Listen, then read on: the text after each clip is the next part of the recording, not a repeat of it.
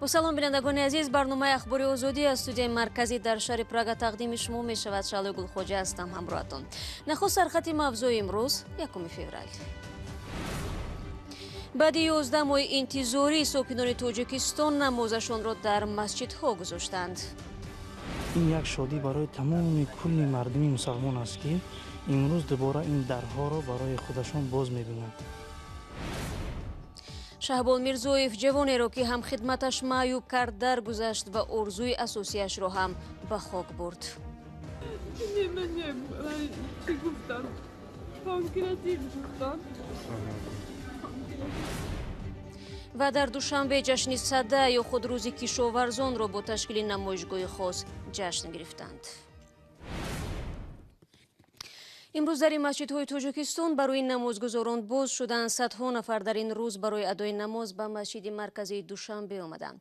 پیش از این مقامات از ساکنان خواسته بودند هنگام عبادت حتما از نقاب‌های طبی استفاده کنند، وگرنه فعالیت مسجدهایی که در آنجا طلبات گیگینه شخصی و جمعیتی را وابسته به پیشگیری بیماری‌های سیرایتی رعایت نمی‌کنند منع کرده می‌شود. تا کجا این طلبات امروز رعایت گردید در گزارش مراجعه یوسفی و شهلایی عبدالله می‌بینیم.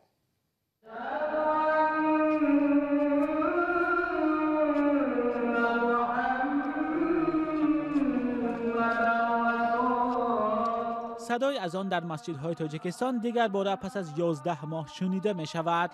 مردم هم با نوبت و در زیر چاره‌های احتیاطی به مسجدها وارد می شوند. لحظه ای که نمازگزاران می گویند روزها منتظر بودند. زیق شدیم به مسجد. خیلی شدیم. مسجد جای نقض کنم. در روز اولی نمازگزاری جوانان هم زیاد دیده می شدند. پرسند برای که نماز اذان نشنیدیم برای کشیدن نماز. هر مسلمان انتظار که با جماعت نمازش رو گذاره. برای خوشبختی برای که به الله نزدیک میشه. هر کسی باشد گمان میکنه که همین شادی را در درون دلش داره. سید مکرم عبدالقادرزاده رئیس شورای علما از نمازگزاران خواست قاعده های بهداشتی را جدا رعایت کنند. اما ضرورت پیش آمده است. در ضرورت چنین روان باشد. این نشانه هم به خاطر آن است که نمازگزاران برخلاف گذشته پهلوی هم نزدیک نیستند. با وجود باز شدن در این مسجدها چند مقام تاجیک هشدار دادند که مساجدی که قاعده های بهداشتی را رعایت نمی کنند موقتا بسته خواهند شد. اما این در نسبت همه مسجدها مربوط بوده نمیتواند. اون مسجدی که قاعده های بهداشتی را صرف نظر میکرد نسبت اون تنها نسبت همون مسجد چاراندشی کرده میشود. در تاجیکستان حدود 4000 مسجد را رسما ثبت نام کردند. مسجدها در تاجیکستان بار اول ماه مارس سال 2020 برای 2 هفته و بعداً از 18 اپریل سال گذشته تا این جانب به خاطر پیشگیری از پنجشنبه کرونا ویروس بسته بودند. در شرایط پاندمی که هنوز آخری راه تاریک است، معلوم نیست در این مسجدها تا کی باز میماند، هرچند بسیاری از نمازگزاران به آینده نیک امید میبندند. مسجدها هیچ وقت بحث نشدن، کسری ایبان رفته ما آماده رفتن گیریم. مسجد برام نماز با. امروز قلب شهبال میرزویف سابق سربازی که 7 سال این جانب برای به پا خستن مبارزه می برد از تپیدن باز ماند. زندگی این جوان را لط و کوب هم خدمتش در ارتش به هم زد و او را برای سالهای دراز روی جاگه گذاشت.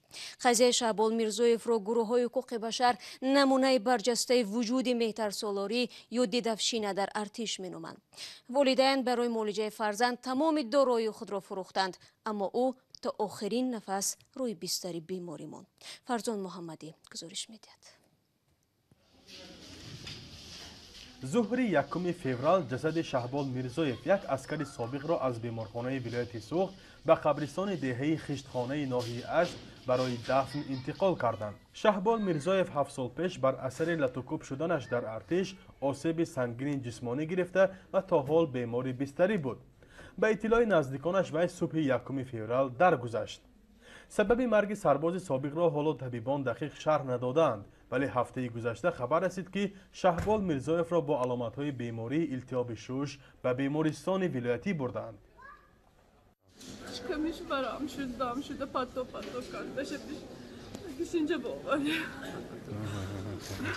اینجا چند روز شد که اینجا باورده؟ روزی 4 شنبه اینجا. روز چهارشنبه هفته گذشته ها چهارشنبه اومده که همون نمودی بیماریش چی میگفتن اساسا؟ چی گفتن؟ پانکراتیت گفتن. یا خیلی پاتو کردش که میشورم کار پاتو. کادر تمپراتور وایکر همینجا واره من ششم روز. شهبال ساکن ناحیه اشت که امسال 27 ساله شد ماه مارت سال 2014 بعد لتوکوب شدنش از طرف یک همخدمتش بستری شد و راه رفتن نمیتوانست. طبیبان گفتند که مهره و حراممغز شهبال در نتیجه ضربه سخت آسیب دیده است. قضیه او برای چند سال مسئله بدرفتاری را در ارتش تاجیکستان در مطبوعات و جامعه داغ کرد و سبب شد که وزارت دفاع برای پیشگیری از این ظهورات بد در صف نیروهای مسلح چاره‌های علاوه‌ای اندیشد. آن زمان برای لتوکوب شهبال میرزویف دادگاه ماه نوامبر سال 2014 عثمان علی غیرتوف پرستار واحد نظامی نیروهای مرزبانی را به 9 سال زندان محکوم کرد. ولی بعد صادر شدن قانون عفو حکم غیرتوف تا 7 سال کاهش داده شد.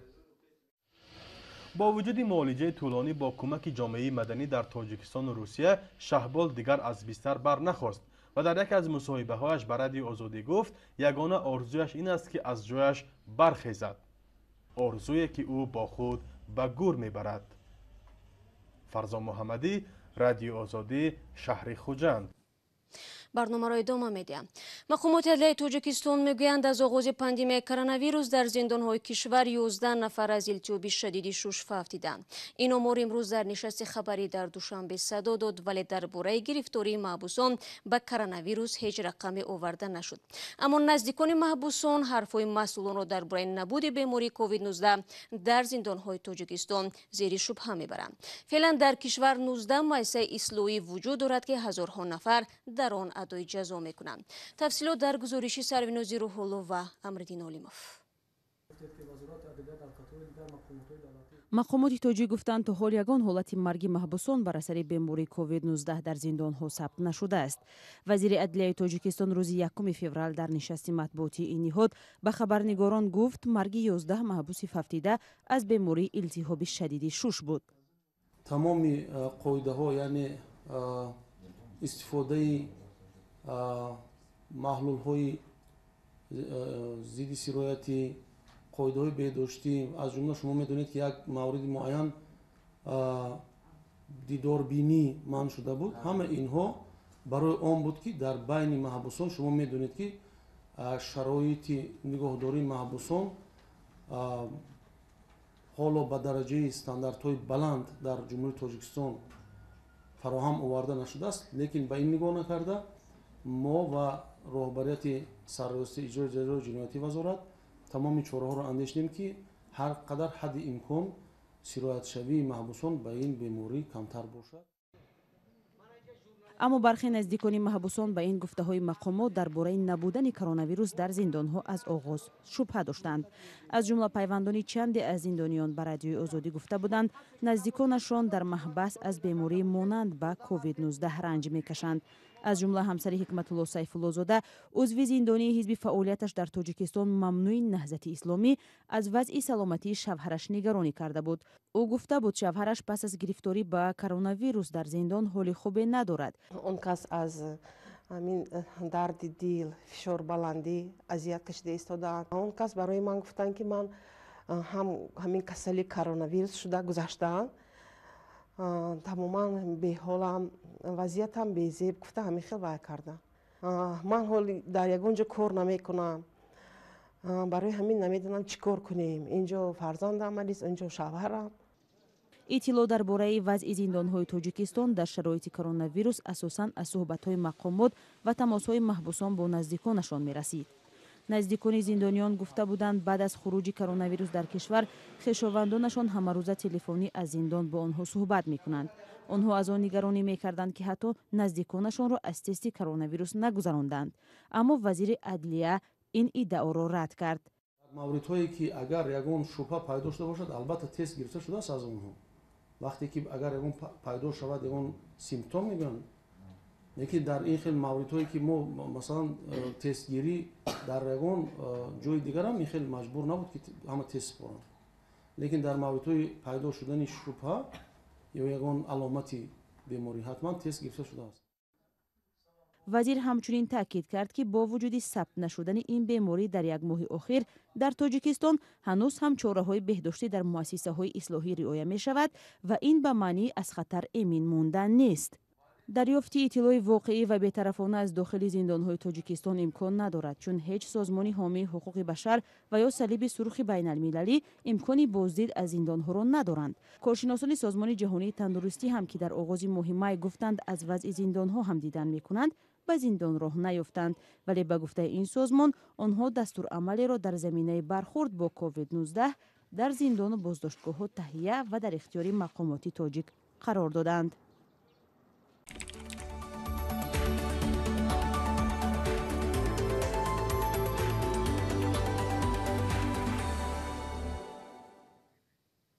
وقتهای اخیر افزایش حمله‌های طالبان در کابل به قید گرفته شده است که هدف آن منصبداران افغان، فعالان جامعه شهروندی و ژورنالیستان بوده است. طبق گزارش اداره مفتش کل خاص در امور احیای افغانستان که یک مؤسسه نوظر آمریکایی میباشد، مأموریت پرزیدنت بایدن تصمیم گرفته است همین سازش را بازبینی کند. ماه فوریه سال گذشته در قطر آمریکا و طالبان سازش ختم جنگ 20 ساله در افغانستان را به امضا رسانده بودند. تفصیلات در گزارش عبدالله اشرف.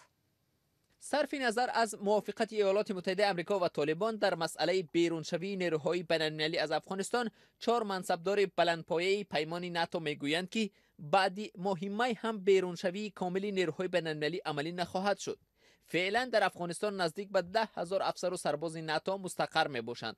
یک مقامدار ناتو به خبرنگار رایترز گفت که شرایط برای خروج نیروها از افغانستان فراهم آورده نشده است. حکومت افغانستان و بعضی کشورهای خارجی با اشاره به اوج خشونت اصرار می‌ورزند که طالبان به وعدهشان وفا نکردند. بر علاوه آنها طالبان را با ادامه روابط با سازمان تروریستی القاعده متهم می‌کنند. منصبداران ناتو از احتمال دور نمی‌دانند که موقع‌گیری قصر سفید در مسئله افغانستان بازبینی خواهد شد. سال گذشته ایالات متحده آمریکا با طالبان به سازش امضا گذاشتند که بر پایه آن طالبان آشوبگر کفالت امنیتی داده بر عوض نیروهای بین‌المللی میبایست از افغانستان خارج شوند. در بررسی و امضای آن سازش حکومت افغانستان اشتراک نداشت. بعداً مذاکرات کابل با طالبان با بنبست مواجه شد.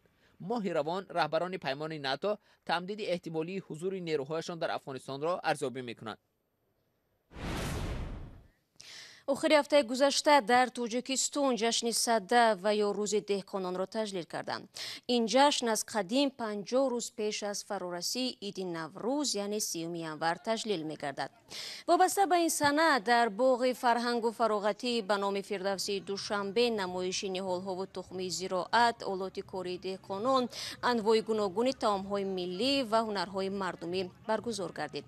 امام علی رحمان ضمن تبریک ساکنان با جشن سده گفته است طبق پیشگویی متخصصان و کارشناسان امسال وزنین و دشوار می آید و کشاورزان باید هرچه بیشتر محصولات غذایی استحصال نمایند. پارلمان تاجیکستان آخرهای ماه اکتبر سال 2017 به قانون درباره روزهای عید تغییرات وارد کرد که بر اساس آن همه ساله عید سده در کشور رسما تجلیل کرده می شود. و گروه‌های کاری هیئت‌های حکومتی تاجیکستان و ازبکستان مسئله علامتگذاری مرز دو کشور را بررسی کردند. وزارت کارهای خارجه تاجیکستان خبر می‌دهد که مذاکرات جانب‌ها از 26 تا 30 ینور سال جاری در دوشنبه برگزار شده است. به قول منبع طرف‌ها راجع به مکان و تاریخ انجام دادن کارهای مشترک صحرایی به موافقه رسیدن مسائل مرزی و علامتگذاری سرحدی دولتی تاجیکستان و ازبکستان را بررسی کردند. طول مرز دولتی تاجیکستان ازبکستان 1332 کیلومتر را تشکیل می‌کند. برنامه را در همین ثانیه ها به پایان میبریم. تشکر برای همراه بودن. چون همیشه تا صحبت بعدی میتوانید زیر نشانی www.azadi.org از وبسایت رادیو آزادی استفاده کنید و نوارهای جالب در آزادی ویدیو کانال ما در یوتیوب گذاشته میشود.